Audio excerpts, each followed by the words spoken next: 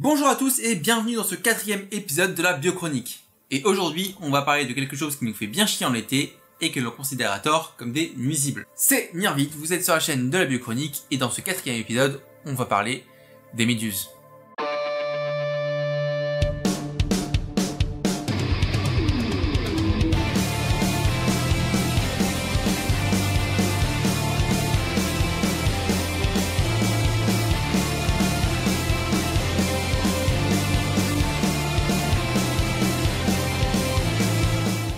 Alors, pourquoi dédier tout un épisode sur les méduses? Déjà parce que ce sont des organismes très mal connus et détestés, et puis surtout la raison la plus importante, j'avais envie.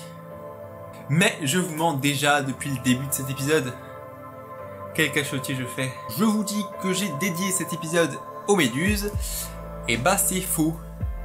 En fait, je vais parler des méduses, oui, mais aussi de l'embranchement dont ils font partie. Cet embranchement, c'est l'embranchement des cnidaires. Des cnidaires. Et c'est un embranchement où l'on retrouve principalement des espèces marines. Et je ne vais pas attendre plus longtemps pour vous faire la grande révélation de cet épisode. Les méduses ne sont pas une espèce. Et ouais mon gars.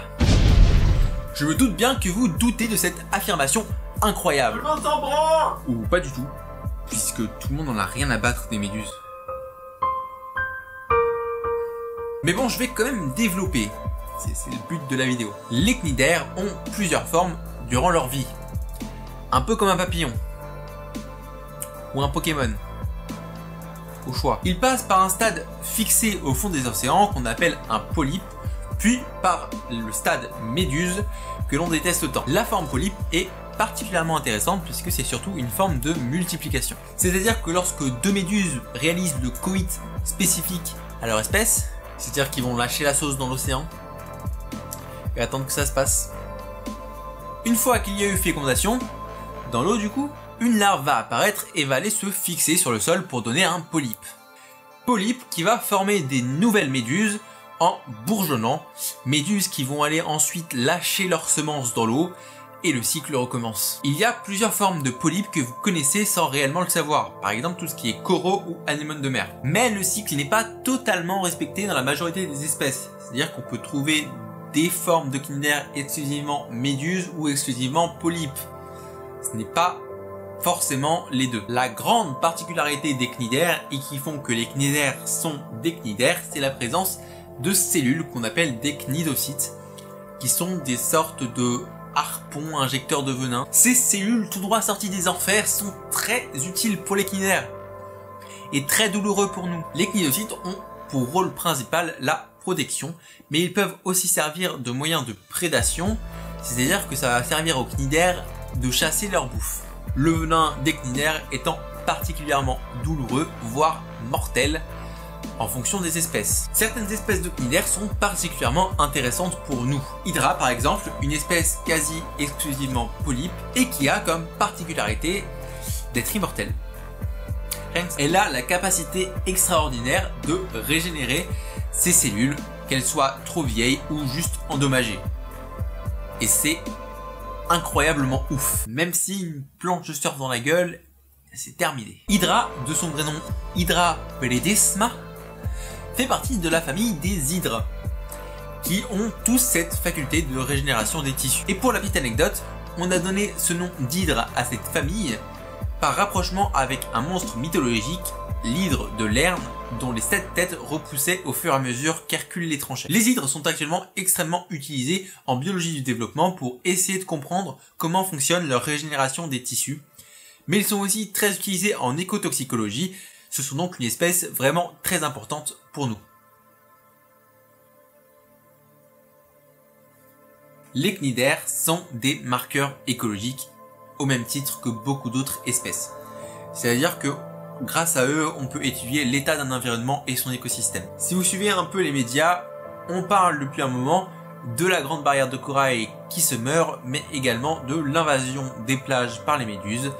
Et évidemment, tout ça est lié à l'homme. Déjà, il y a la pollution plastique des mers et des océans, dont on ne parle plus trop et qui pourtant s'aggrave de plus en plus. Les morceaux de plastique dérivent au gré des courants et vont rencontrer le premier prédateur des méduses, la tortue de mer qui va confondre ce morceau de plastique avec les méduses. Elle va donc consommer ce morceau de plastique et mourir.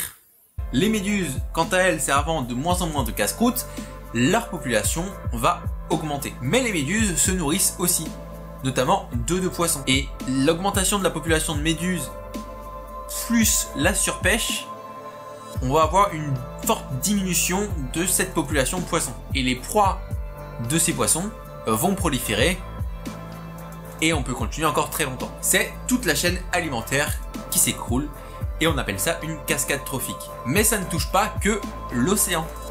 C'est-à-dire que si on reprend la pollution plastique, les oiseaux aussi vont consommer ce plastique. Cela combiné à la baisse de population de poissons et on obtient une cascade trophique identique à celle des espèces marines.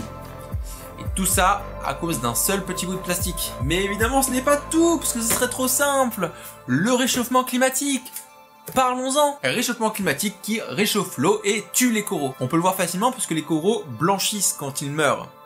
C'est-à-dire que généralement ils sont souvent colorés. Et quand ils meurent, par exemple dû à une chaleur trop importante, ils blanchissent. Et c'est là où je reviens à pourquoi cet épisode sur les cnidaires. Parce que on est dans une époque où on se rend compte de moins en moins que chacun de nos gestes peuvent avoir une conséquence sur l'environnement. Des conséquences sur d'autres espèces, mais également sur nous, puisqu'on fait aussi partie de ces écosystèmes que l'on dégrade, et ça va forcément un jour nous revenir dans la gueule. Ça nous revient déjà dans la gueule en fait. Alors lorsque vous aurez envie de jeter un papier par terre, soyez égoïste et jetez-le dans la poubelle. Merci à tous d'avoir suivi ce 4e épisode de la Biochronique qui, je l'admets, était un peu différent de mes autres vidéos, notamment avec ce petit message vers la fin de la vidéo, mais je vous promets de revenir à mon style habituel. En tout cas, si vous avez aimé cette vidéo, vous pouvez la liker, la commenter, la partager et vous abonner à la chaîne de la Biochronique. N'hésitez pas à me suivre sur les réseaux sociaux et à me proposer des sujets de vidéos directement sur les réseaux sociaux ou en commentaire de cette vidéo. Et moi je vous dis à dans 2 semaines pour la Biochronique numéro 5. Tchuss!